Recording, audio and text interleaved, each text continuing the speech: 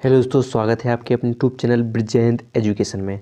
आज फिर हाजिर हूँ मैं क्लास 12 फिजिक्स के 5 बहुत ही महत्वपूर्ण प्रश्न लेकर, जो यूपी बोर्ड की तैयारी को और भी मजबूत कर देंगे। आपके जो यूपी बोर्ड में एक क्वेश्चन जरूर से, इनमें से एक ना एक क्वेश्चन, एक दो क्वेश्चन आपके ज़रूर पूछे जाएंगे।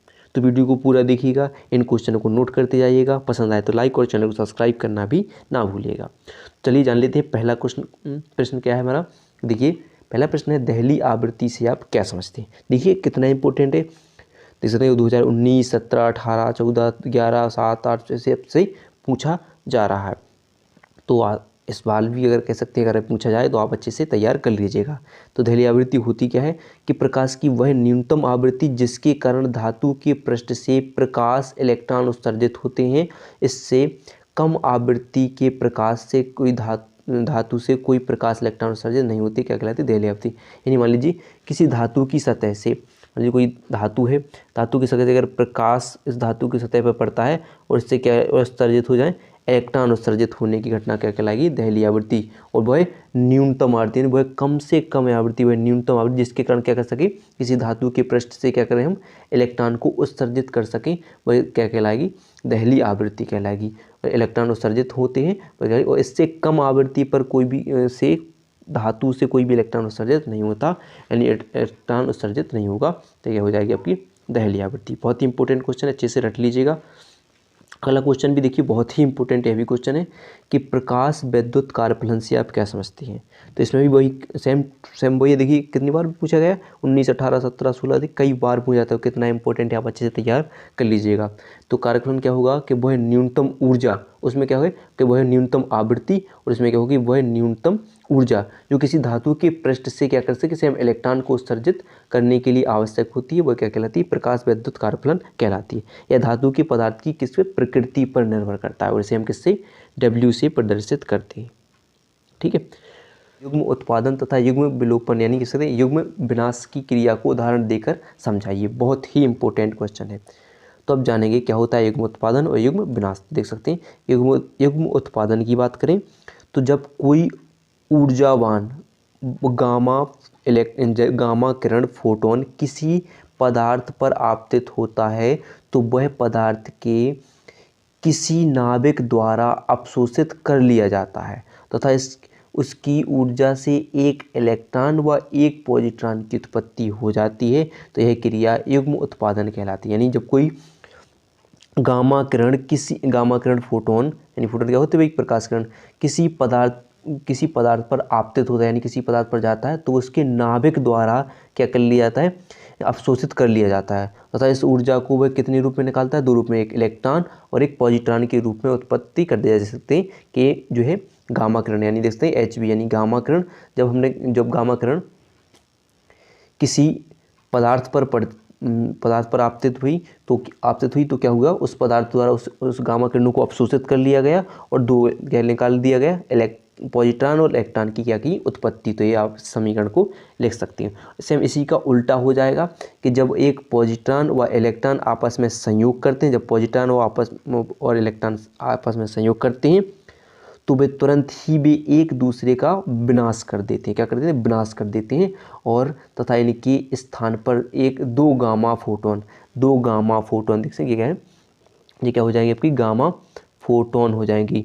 दो गामा फोटोन की उत्पत्ति हो जाती है। प्रक्रिया क्या होती है, युग्म विनाश। उसमें क्या होता है कि जब जो गामा फोटोन किसी नाभिक पर, किसी पदार्थ पर पड़ती है, तो उसके नाभिक द्वारा उन पदार्थों को अवशोषित कर लिया जाता है और इलेक्ट्रॉन और पॉजिट्रॉन को निकाल दिया जाता है। हो गया कि जब इलेक्ट्रॉन पॉजिट्रॉन आपस में संयोग करते हैं तो एक दूसरे को क्या करते हैं, विनाश कर देते हैं और क्या निकालते हैं, दो गामा फोटोन की उत्पत्ति करते हैं। तो यह क्रिया क्या कहलाती है, युग्म विनाश कहलाती है।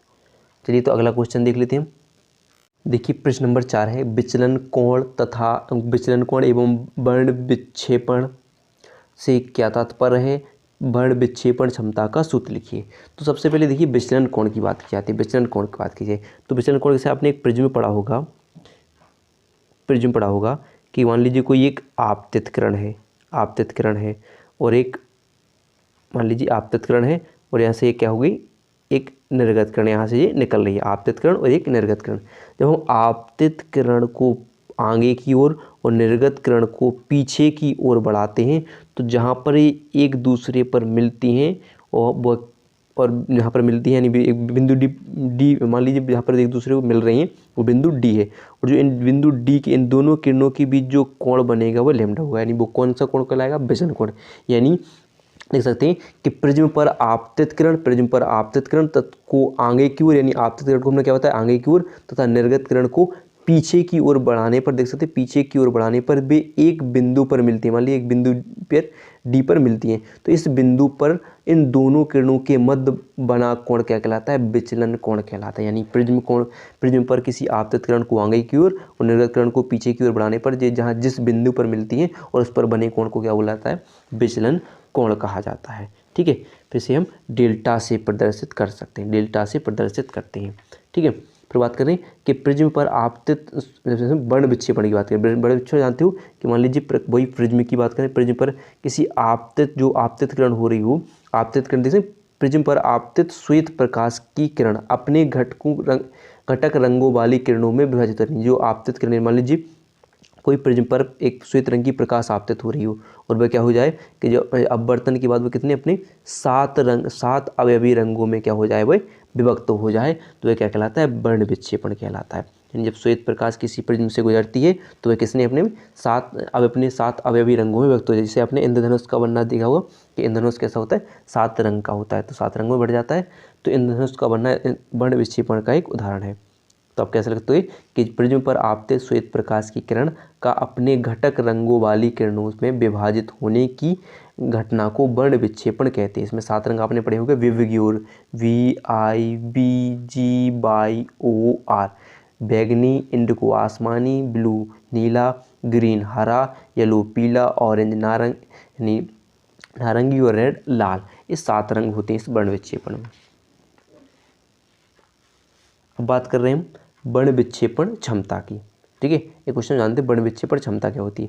जब श्वेत प्रकाश एक पतली प्रिज्म से गुजरता है तो बैगनी तथा लाल रंगों की निर्गत किरणों के बीच कोणीय वर्ण विक्षेपण तथा मध्यवर्ती किरण के लिए विचलन कोण के अनुपात को प्रिज्म के पदार्थ की वर्ण विक्षेपण क्षमता कहते हैं। इसे W से प्रदर्शित करते हैं। इन देख सकते हैं वो भी यहाँ पर पढ़ देखें कि वे कैसे बात करें। जब श्वेत प्रकाश किसी पतली प्रिज्म से गुजरता है तो एक बैगनी रंग, यानी बैगनी क्या हो गया, डेल्टा B, और तथा लाल रंग यानी डेल्टा M, ओके, क्योंकि निर्गत किरणों के बीच कोणीय वर्ण विक्षेपण के मध्यवर्ती, यानी कोणीय विक्षेपण मध्यवर्ती कौन सा रंग होगा, यानी कौन सा, पीला रंग होता है। मध्यवर्ती कौन सा, पीला रंग। तो विचलन कोण के अनुपात यानी बटे इन दोनों किरणों के विचलन के बीच, उनके बीच की किरण के विचलन के बीच अनुपात को क्या बुलाएगा, वर्ण विक्षेपण क्षमता हो जाएगा। और ये वर्ण से हम कैसे ओमेगा से प्रदर्शित करते हैं, ओमेगा बराबर क्या होता है, ये सूत्र आप देख लीजिए, वर्ण विक्षेपण की क्षमता के लिए सूत्र हो जाएगा। ठीक है, आप खुद देख सकते हैं कि W बराबर delta V minus delta R बट्टे डेल्टा Y बराबर, और भी लिख सकते हैं, आपने प्रिज्म के अपवर्तनांक का सूत्र पढ़ा होगा कि डेल्टा बराबर क्या होता है, डेल्टा M बराबर N-1 और A होता है। इस सूत्र से आप यहाँ पर रखोगे दोनों के लिए, इसके लिए V के लिए और R के लिए, यानी दोनों को लिखते हैं, और A से क्या हो जाएगा, आपका कैंसिल हो जाएगा, क्या हो जाएगा, NB बट्टे माइनस NR बट्टे NY माइनस 1 बच जाएगा। ठीक है, अब देखिए यह क्वेश्चन भी बहुत इम्पोर्टेंट क्वेश्चन है और आप खुद जान सकते हो, देख सकते हो क्या है कि अर्धचालक क्या है, निज अर्धचालक तथा बाह्य अर्धचालक में अंतर लिखिए। तो अर्धचालक क्या होते हैं, वे ठोस पदार्थ जिनकी विद्युत चालकता चालकों से कम तथा कुचालकों से अधिक होती है, अर्धचालक कहते हैं। जिनकी चालकता वे ठोस पदार्थ क्या होते हैं, जिनकी विद्युत चालकता चालकों से कम तथा कुचालकों से अधिक होती है, क्या कहलाते हैं, अर्धचालक। दोनों चालक और अचालक के बीच के होते हैं। उदाहरण के लिए बात की जैसे जर्मेनियम, सिलिकॉन, कार्बन आदि। और बात करें निज अर्धचालक और बाह्य अर्धचालक की बात की जाए तो निज अर्धचालक क्या होता है, इसमें कोई अपद्रव्य नहीं मिला होता है और इसमें एल्यूमिनियम, बोरॉन, बिस्मथ पदार्थ को मिलाया जाता है।